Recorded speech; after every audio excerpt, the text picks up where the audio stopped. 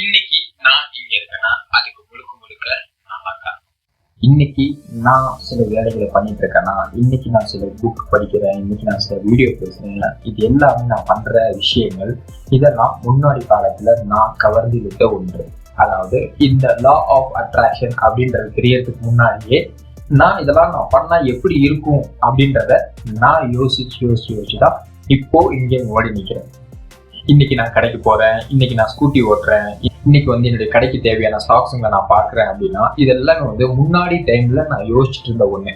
அதாவது நான் ஒரு கடையில இருந்தா நான் ஒரு கடையில ஒரு எக்ஸ்பீரியன்ஸ் எனக்கு கிடைக்கும், அந்த எக்ஸ்பீரியன்ஸ் மூலியமா நான் வேற பிசினஸ் நான் கெயின் பண்ணலாம், நான் ஒரு பிசினஸ் ஸ்டார்ட் பண்ணலாம் அப்படின்றதெல்லாம் முன்னாடி காலத்துல நான் யோசிச்சுட்டு இருந்த ஒண்ணு. அதே மாதிரி இப்போ நான் கார் வாங்காததுக்கு ஒரு ரீசன்னா இதே லா ஆஃப் அட்ராக்ஷன் மூலமா முன்னாடி ஒரு டைம்ல கார் வாங்கினாலே ஒரு செலவு ஜாஸ்தி தான், கார் வாங்கினாலே அதுக்கு எக்ஸ்பென்சஸ் தான் ஜாஸ்தி இருக்கும், கார்னால எல்லாமே நெகட்டிவ் தான், பாசிட்டிவ் ஒன்றும் கிடையாது, வெறும் ஆடம்பரம் மட்டும்தான் அந்த காரு அப்படின்றத யோசிச்சிருந்தனாலதான் இப்பவும் என்னால கார் வாங்க முடியாம இருக்கு.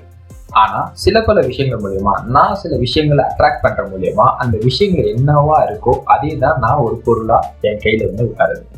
நான் இந்த கேமரா முன்னாடி உட்கார்ந்து பேசிட்டு இருந்தது கூட முன்னாடி ஒரு டைம்ல நான் இப்படி உட்கார்ந்து பேசினா எப்படி இருக்கும் அப்படின்றத யோசிச்சு பல நாட்கள் கழித்தது உண்டு. அதே போலதான் இப்போ அது ஒரு பொருளா தான் இந்த கேமரா, இந்த லைட்டிங், இந்த சிஸ்டம் எல்லாமே வந்திருக்கு. ஸோ லா ஆஃப் அட்ராக்ஷன்ன்றது அந்த டைம்ல கேட்கிறப்ப எனக்கு அனுபவமும் இல்லை, அதுல ஒரு அபிப்பிராயமும் இல்லைன்னு கூட சொல்லலாம். அது கேட்க கூட நான் விரும்பல. ஆனா சில விஷயங்கள் இப்போ நடக்கிற சில விஷயங்களை நான் யோசிச்சு பார்த்தா இதெல்லாம் முன்னாடி காலத்துல நான் கவர்ந்து இருக்கிறது தான்.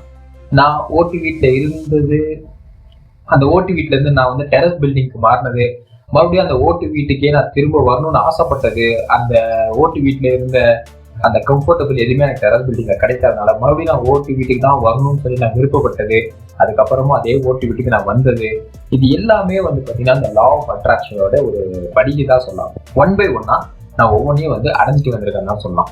இப்போ நீங்க இருக்கிற சுச்சுவேஷன், நீங்க கடன்ல இருந்தாலும் சரி, நீங்க பெரிய கோடீஸ்வரரா இருந்தாலும் சரி, நீங்க பெரிய டாக்டர், என்ஜினியர் எதுவா இருந்தாலும் இதெல்லாம் முன்னாடி ஒரு காலத்துல நீங்க யோசிச்சுட்டு இருந்த, நீங்க அதிகமா யோசிச்ச, அதனால அட்ராக்ட் பண்ணப்பட்ட ஒரு விஷயமா தான் இப்போ நீங்க இருக்கீங்க.